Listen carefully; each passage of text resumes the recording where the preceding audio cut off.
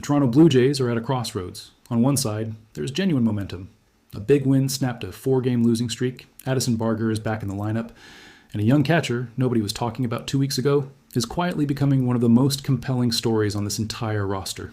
On the other side, the injury report reads like a horror novel, and the latest chapter involving Jose Berrios just made everything significantly worse.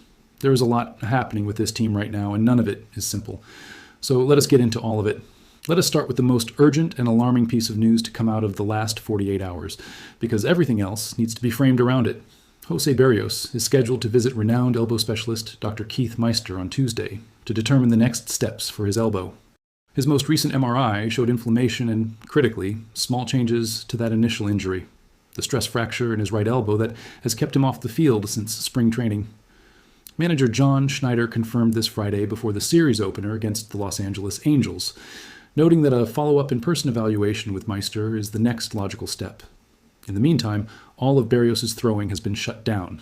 For those unfamiliar with why the name Keith Meister matters so much in this context, he is the director of sports medicine at the Texas Metroplex Institute for Sports Medicine and Orthopedic Surgery in Arlington, Texas. He serves as the head team physician for the Texas Rangers. He is widely regarded as the preeminent specialist in elbow injuries in professional baseball, and his name is frequently attached to some of the most serious cases in the sport. When a pitcher is sent to Dr. Meister, the baseball world pays close attention.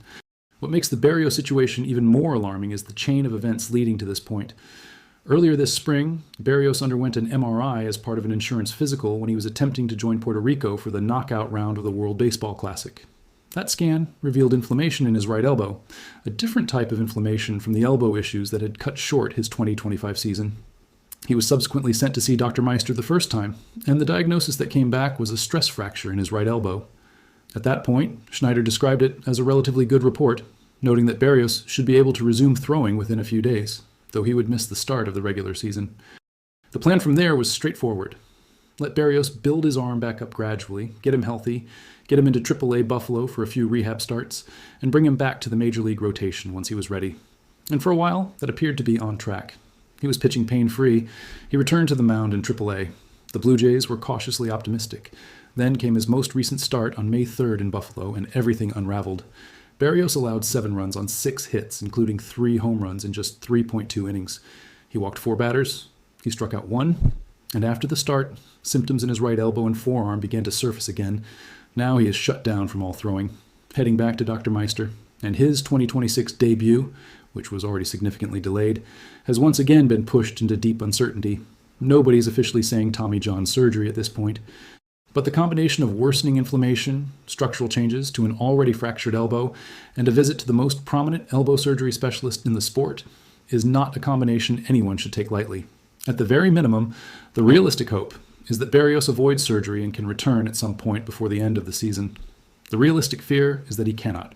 And here's the broader context that makes this news sting even more for this franchise. Berrios is in year 5 of a 7-year, $131 million contract. That deal includes a player opt-out following the 2026 season. He has already missed the entire 2026 season to date. He went 9-5 with a 4.17 ERA last year before landing on the injured list for the first time in his career. His return from the World Series last year created some friction with the organization. And now he is heading back to a specialist with new structural concerns in his elbow. The contract, which already had some question marks around its value, just became significantly more complicated. If Berrios needs surgery, the Blue Jays are looking at losing him for the rest of this season, and potentially a significant portion of next season as well, on a $131 million deal. That is not a small problem. If the Berrios news was not enough, Max Scherzer received a cortisone injection in his right forearm to address his lingering forearm tendinitis. He will not be throwing for roughly 5 days following that shot, which puts him on track to resume playing catch sometime around midweek. Scherzer has been on the 15-day injured list since April 25th, with a combination of left ankle inflammation and right forearm tendinitis. The ankle has been progressing reasonably well. The forearm is the bigger concern. Before landing on the injured list, Scherzer had reported to reporters that his forearm was not responding the way he had hoped following a throwing session. His exact words at the time were that the situation was confusing as heck, which is a quote that has stuck with the Blue Jays fan base for a reason. Here is a future Hall of Famer in his age 41 season, and even he cannot fully explain what is going on with his own body. The cortisone shot is the next attempt to calm down the inflammation and get him back on a throwing program. If it works, a return sometime in late May is conceivable. If it does not work, all options are reportedly on the table, including a potential move to the bullpen, and in the worst-case scenario, retirement. To be clear, Scherzer had a rough 2026 season even before the injury. He posted a 9.64 ERA across 5 starts. He was not the version of himself that Toronto fans have come to expect. But even a limited, diminished Scherzer in the rotation provides something valuable. Length, experience, and one more dependable arm on a staff that is running dangerously thin right now. When you step back and look at the full picture of Toronto's starting pitching situation, the depth chart has gone from crowded to alarming in a matter of weeks. At the start of the 2026 season, this organization believed it had one of the deepest pitching staffs in the American League. Kevin Gausman and Dylan Cease anchored the top of the rotation.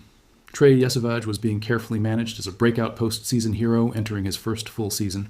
Jose Berrios was expected back within weeks. Max Scherzer had signed a 1-year deal with upside. Shane Bieber was on a delayed ramp-up after elbow fatigue, but expected back later in the spring. Eric Lauer and Patrick Corbin provided depth. Now fast forward to today. Bowden Francis is out for the entire season following Tommy John surgery. Cody Ponce is done for the year with a knee injury. Berrios is in the most serious limbo of his career. Scherzer is dealing with a forearm issue that he himself cannot fully explain. Shane Bieber is working his way back slowly. The only starters who are healthy and currently available are Dylan Cease, Trey Yesavage, Kevin Gausman, Eric Lauer, and Patrick Corbin. Dylan Cease has been outstanding. He was brilliant in Friday night's victory over the Angels, going deep into the game against a lineup that strikes out as much as any team in baseball. Cease is one of the best strikeout pitchers in the sport, and when you put him against a lineup like the Angels, the result is going to be dominant more often than not. He has held this rotation together in a way that few people fully appreciate. Patrick Corbin has been a genuine godsend for this team. Nobody expected much from him coming in, and he has delivered in a way that is almost impossible to overstate, given everything else that has gone wrong on the staff. Eric Lauer is Eric Lauer, a legitimate innings eater with a high ERA, who generates frustration in equal measure to productivity, but who provides something valuable simply by taking the ball every 5th day. Trey Yesavage is talented and is being managed carefully with his workload in mind. Gausman remains one of the best pitchers in the American League when healthy, but this rotation cannot sustain itself indefinitely without depth.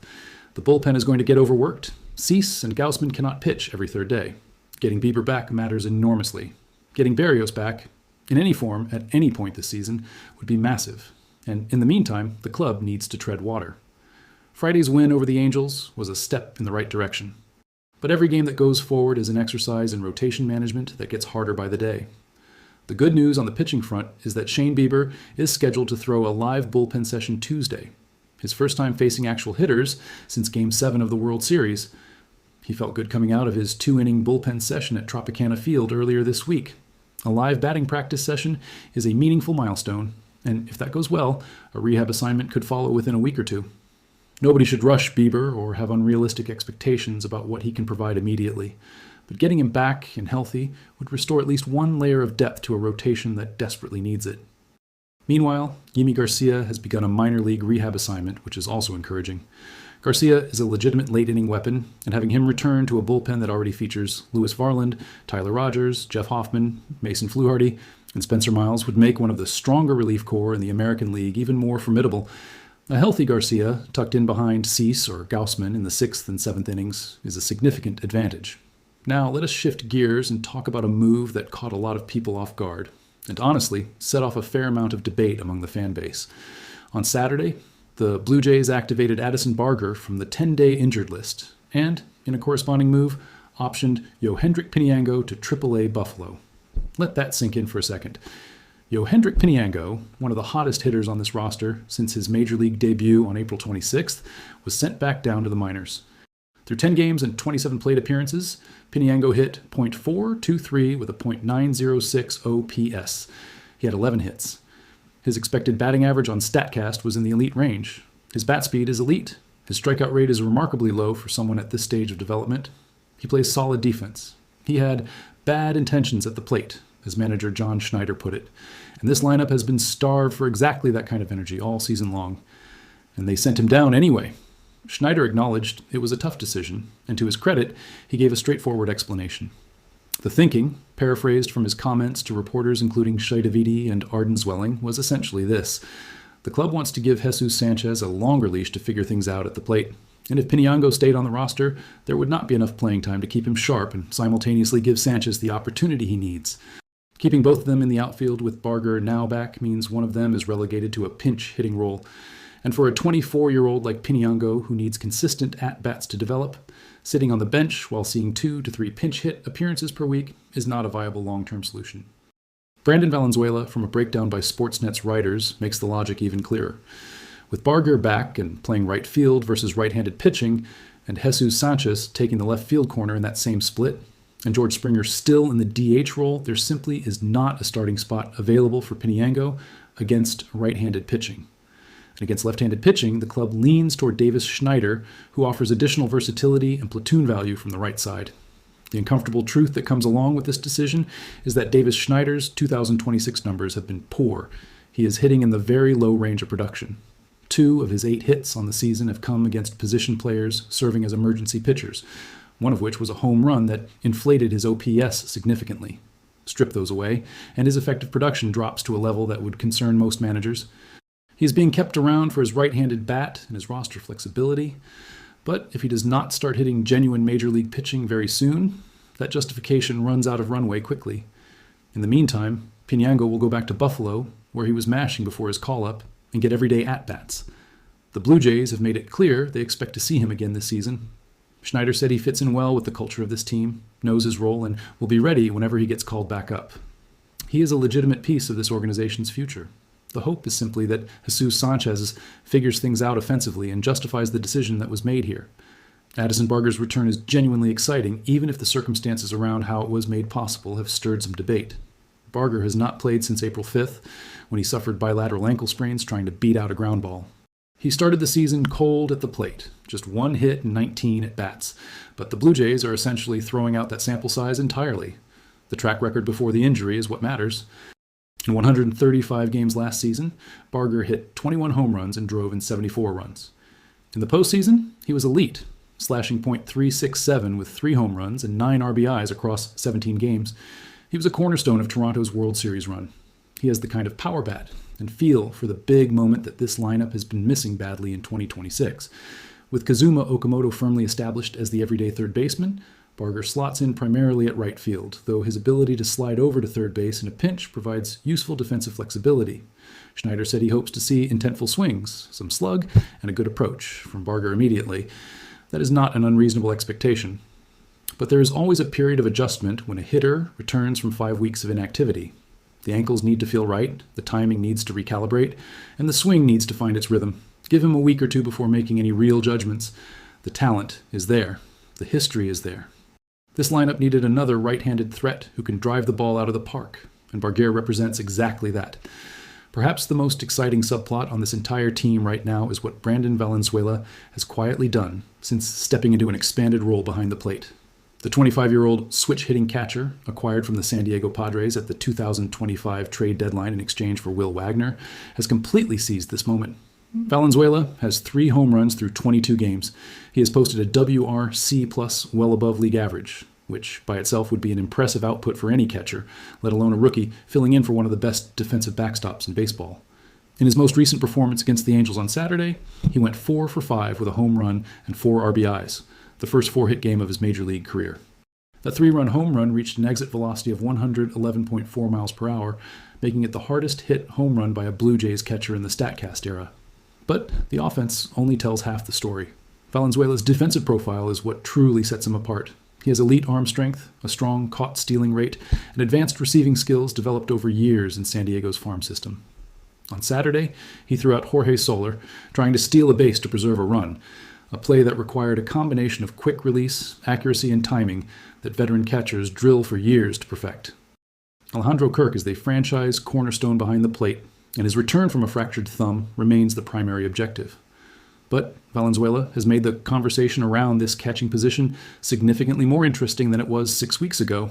The question now, as several reporters and analysts have noted, is what happens when Kirk comes back. Tyler Heineman does not have options, which means a roster decision will have to be made. Heineman is hitting .170 this season with a single-digit WRC+, and no extra base hits in nearly 60 plate appearances. The case for keeping Heineman over Valenzuela strictly on production grounds is extremely difficult to make. Valenzuela does have options, which means the Blue Jays could send him down when Kirk returns and retain Heineman without roster complications. But the argument for doing that is narrowing by the day. Every time Valenzuela steps to the plate and hits a baseball 111 miles per hour, the calculus shifts a little more in his favor. The Blue Jays will have an elite catching tandem whenever Kirk is fully healthy, two of the best defensive catchers in the game playing on the same roster. That is a genuine competitive advantage, and it should be treated as such. Kirk, for his part, has been making progress. He began swinging this week, dry swings initially, working through the motion without a ball, and has started some throwing as well, though he is not yet catching. Given that the injury was on his throwing and catching hand, every step forward in that progression is meaningful. Kirk could potentially be back before the end of the month if things continue to move in the right direction. The Toronto Blue Jays entered this series against the Los Angeles Angels at 16-21 and sitting in fourth place in the American League East. The Yankees have been the class of the division, but the standings below them have been remarkably compressed. The Rays, the Red Sox, and the Blue Jays have been bunched together in a wild card race that has been as unpredictable as any in recent memory. The good news is that the American League wildcard picture is wide open. There are no dominant juggernauts running away from the pack the way you sometimes see mid-May. There's time to make up ground, but this team cannot afford to keep losing ground while it waits for its injured players to return. Every game matters now. Friday's win over the Angels behind Dylan Cease was important, not just for the standings, but for the momentum and the psyche of a team that had just dropped 4 in a row. Cease was dominant. Louis Varland has been a revelation. The bullpen, even without Garcia, even without Berrios and Scherzer in the rotation, has been one of the better relief units in the league. Hoffman, Rogers, Fluharty, Spencer Miles pushing 98 miles per hour in the 9th inning. There are real weapons back there. The offense, though, remains a legitimate concern. 3 hits in a win is not a sustainable formula against quality pitching. The Jays can beat teams that strike out a lot with Cease on the mound. But when they face someone like Jesus Luzardo on the Angels staff, a pitcher who has been dominant in 2026, or when they start the Rays series with Patrick Corbin going against a lineup that will not give away at-bats, the offense needs to produce. Vladimir Guerrero Jr. has been carrying his end. Kazuma Okamoto has been producing. Brandon Valenzuela has been a pleasant surprise, but the bottom half of this order needs to wake up, and it needs to do so soon. Addison Barger returning helps. Getting Alejandro Kirk back before the end of the month would help enormously. Getting Yimi Garcia back into the bullpen would be a significant boost on the pitching side.